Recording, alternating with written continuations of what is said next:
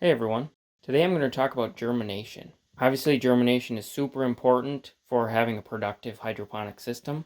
A lot of times, germination occurs separately, so people will set up a separate system or they'll have a little tray underneath a separate light. I've always preferred to germinate my seeds right in the same system that I'm growing plants, especially for fast germinating things like lettuce. And that's because it's just simpler. I only have one light to take care of and run. I only have one pump to take care of. I don't have to think about, oh, when was the last time I watered the seedlings? I just can set the seedlings into the rail system and I don't have to think about it. That being said, there are a few little tricks that we have to do for our seeds to still germinate in a system like this. From what I've seen, the number one factor for whether your seeds will germinate is the moisture level. If there's too much moisture, the seeds will often rot, or they might germinate and then rot. But either way, the seeds aren't going to do well. On the flip side, if there's not enough moisture, these seed plugs dry out and then the seed won't germinate at all. So there's a balance there, and that can be the trickiest part. Once you get it set up and dialed in, it's pretty good, but it can take a little bit of tweaking. The goal for moisture level would be to have your seed plugs be just barely moist to the touch, but not sopping or soggy wet, where if you push on them, they squeeze out water. You want them just to be lightly damp, and I found that to be the best level of moisture. So what do you do if they are too soggy?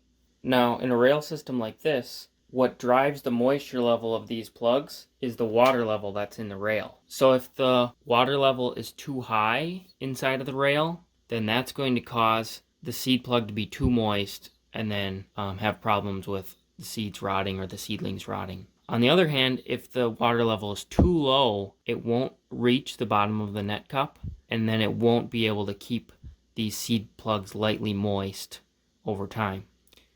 So there's a balance there. And there's a couple factors you can tweak to change the water level. Now, the main driver of the water level in the first rail is where you put the outlet to the first rail. I have a design on my website that gets you right where you need to be as far as having a good baseline of where the water level is. But even if you follow those directions and use those measurements, there's still other factors that can impact the water level. The next major factor in determining the water level is your pump sizing. So if you have a really large pump, that's going to cause the water level to go up. Whereas when you have a smaller pump, that usually doesn't cause a problem as long as your connection holes are high enough up.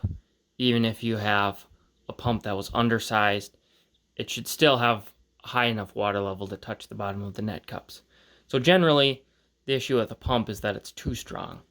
And so that can cause the water level to rise above where you'd like it.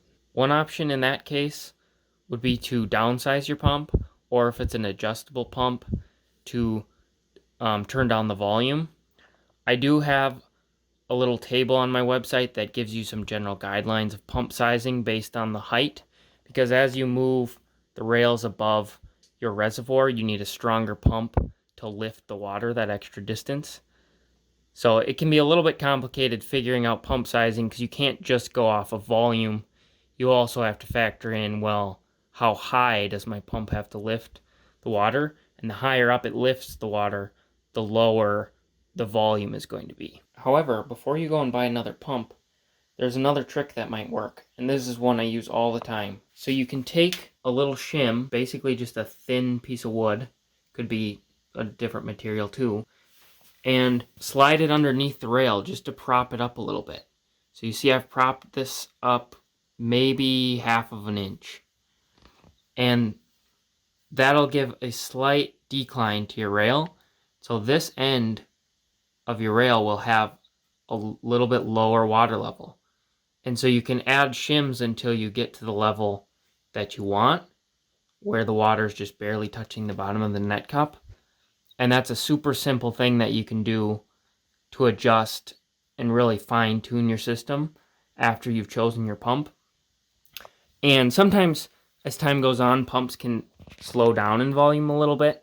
So then later on down the road, you could always just take out one of these shims and keep the water level where you want it. So that's my main tip, is fine tune your system so that the water level is just right, which will keep your seed plugs lightly moist but not sopping wet.